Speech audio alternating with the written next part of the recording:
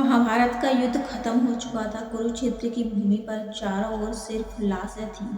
हवा में धूल, राख और हार की गंध भरी थी। पांडव जीत चुके थे, पर ये जीत ऐसी थी जिसमें कोई खुश नहीं था, क्योंकि उस रणभूमि में एक माँ का पूरा वंश खत्म पड़ा था, और वो माँ थी गांधारी।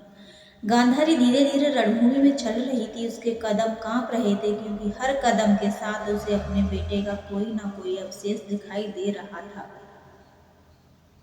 दुर्योधन, दुशासन, विकार, बृहस्पति, पूरे 100 पुत्र उसके सामने पड़े थे, और वो कुछ नहीं कर सकी। गांधारी का दिल रोता भी नहीं था, क्योंकि आंसू तो बहुत पहले ही सूख चुके थे। तभी वहां श्री कृष्ण आए, नीलवर्ण, शांत, स्थिर। युद्ध की समाप्ति के बाद भी जैसे उनके चेहरे पर कोई दर्द नहीं था।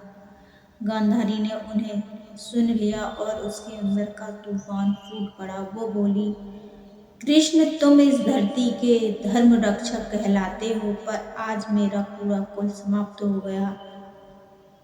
तुमने कुछ नहीं किया।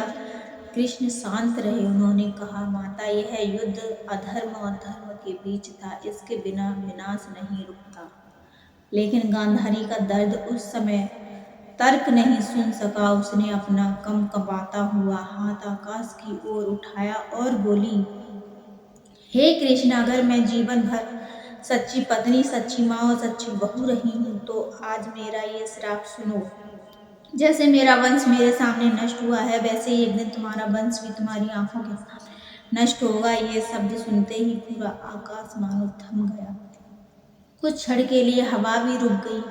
कृष्ण मुस्कुराए और बोले, माता, आपका श्राप स्वीकार है, क्योंकि जिस धरती पर युद्ध हुआ वहां विनाश तो मुझे भी देखना होगा। याद रहे, अवतार भी भाग्य से नहीं बचता। गांधारी ने अपना मुख फेर लिया, लेकिन उसका श्राप सत्य हुआ।